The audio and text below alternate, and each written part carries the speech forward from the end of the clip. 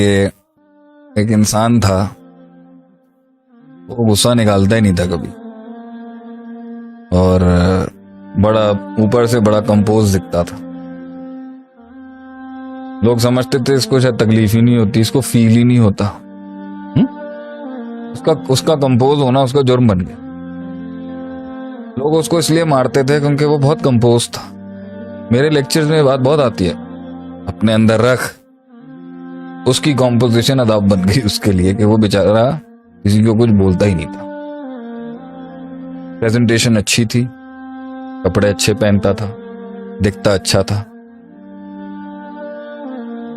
लोगों को लगता था भाई हर वक्त ही हंसता खेलता रहता है, हर वक्त ही पॉजिटिव बातें करता रहता है, हर चीज सही करता है, इसको थोड़ी कोई तकलीफ हो। लेकिन उसने अपनी फ्रस्ट्रेशन कभी भी कहीं नहीं निकाली। जो लोग उसके साथ करते रहे, जाने अनजाने में उसके साथ जो किसी ने अल्फाज बोल दी, तो वो ना उसके अंदर कलेक्ट हो ही रहा था। उसके पास अल्लाह की एक और बड़ा गिफ्ट था, निस्यान का। वो भूल जाता था, उसको याद ही नहीं रहता था। और क्योंकि वो अल्लाह वाला इंसान था, वो कहता था जान दो। ये एक दीनदार आदमी की कहानी सुना रहा हूं। तो बड़ा कुछ उसके साथ हुआ उसकी लाइफ में, उसने जो मुझे सुनाया, लेकिन वो फटा नहीं कभी। हशाश बशाश भी रहा, क्योंकि वो भूल जाता था। और उसके पास एक सबसे बड़ी आस ये थी, एक तो अल्लाह था और किसी के ऊपर भरोसा भी करता था वो। बहरहाल तो उसे जितने भी छुरे मारे गए, तो उसको ये तीनों फोर्सेस जब अटैक करती थी ना, डर, गम और गुस्से की, वो उसको न्यूट्रलाइज कर लेता था। अल्लाह के पास से भी न्यूट्रलाइज कर लिया करता था। नमाज पढ़ता था, न्यूट्रल हो जाता था, भूल जाता था। यार वो जान दे भी कह दिया करता था। अब उसको वहां से एक छुरा मारा किसी ने, जो उसकी सबसे सेंसिटिव डोमेन थी रिश्तों के अंदर। तो मछली की तरह तड़पा, लेकिन कंटेन कर गया। एक ने और मारा उसको, फिर मछली की तरह तड़पा, लेकिन कंटेन कर गया, बर्दाश्त कर। तीसरे ने इस तरह मारा उसको फैमिली के अंदर, बयान नहीं कर सकता यहां पर, कि उसकी जो वो बलाएं जो 12-15 सालों से बंद थी ना अंदर, जिनके ऊपर वो जार्स लगा दिया करता था। बलाएं आप में भी हैं, मुझ में भी हैं, भूलता कुछ नहीं आदमी, लेकिन विजन की वजह से उसकी नजर नहीं जाती। उसके मकसद और विजन की वजह से इंसान जो है ना, देख नहीं रहा होता कि ये भी है। और अल्लाह इंसान के देखने की आंख को और हिस्स को इतना बड़ा कर देता है कि बंदा कहता है जान दे कुछ नहीं। उसको उस छुरे ने ना उसके 18-20 पॉकेट्स और खोल दिए। अच्छा, वो कुछ घंटे के लिए खुले होंगे, वो चाहता तो नहीं जाता। सोचे उसने क्या गलती कर दी। उसने उन बलाओं के पास जाके टाइम स्पेंड करना शुरू कर दिया। रोज के 2-3 घंटे वो किसी एक याद के साथ, रोज के 2-3 घंटे किसी और उसके साथ। तो उसने अब उन बलाओं के साथ टाइम स्पेंड करना शुरू कर, बगैर उस्ताद के। And those monsters started feeding on that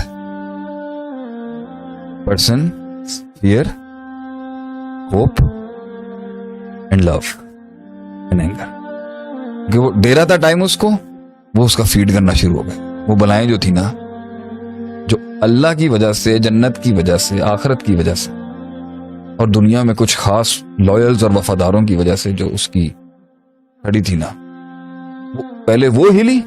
उसने जो पक्की डोमेने थी, उसने उनकी बेसिस पर वहां भी सोचना शुरू कर दिया। तो यकीन शक में गया उसका बहुत जगहों पर, यकीन शक में गया बहुत जगहों पर। उम्मीद चली गई मायूसी की तरफ, हल्की हल्की। अच्छा, रोज जा रहा है, अच्छा रोज कुएं में जा रहा है और रोज टाइम स्पेंड कर रहा है वहां, जो उसने 12-15 साल नहीं किया।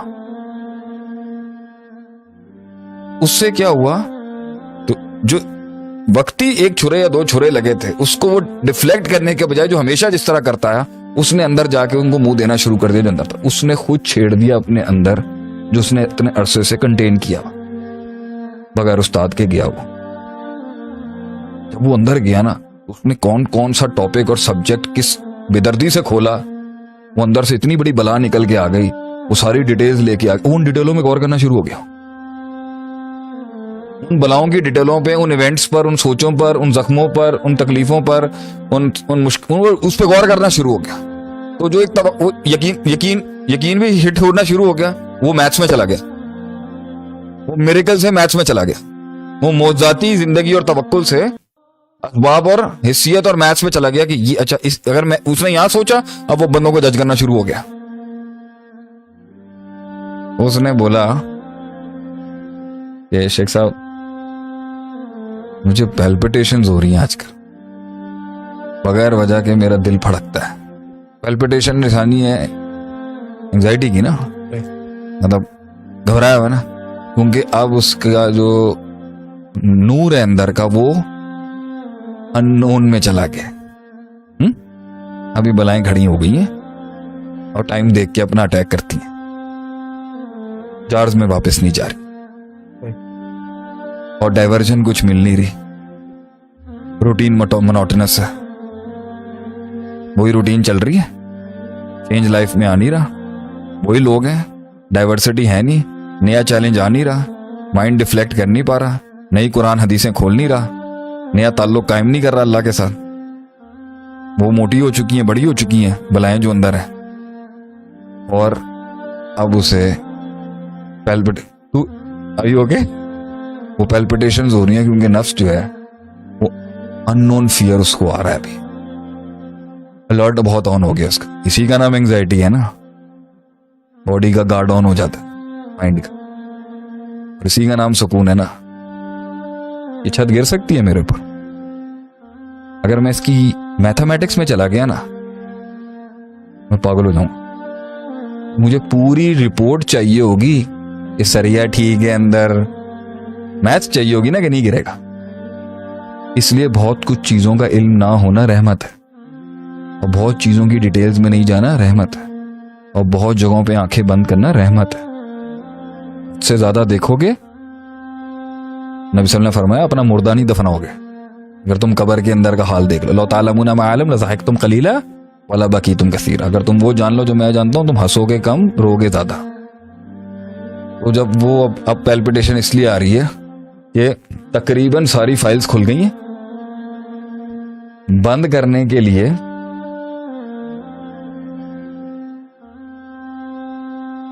तो पूरा चैप्टर खुल गया अंदर, पूरी बुक खुल गई। वो घबराहट उसको हो रही है, और वो किताब और वो बला बोतल में सिर्फ इल्म से नहीं जाएगी, और भी कुछ करना पड़ेगा। नहीं, वो इल्म से खोली भी नहीं थी उसने,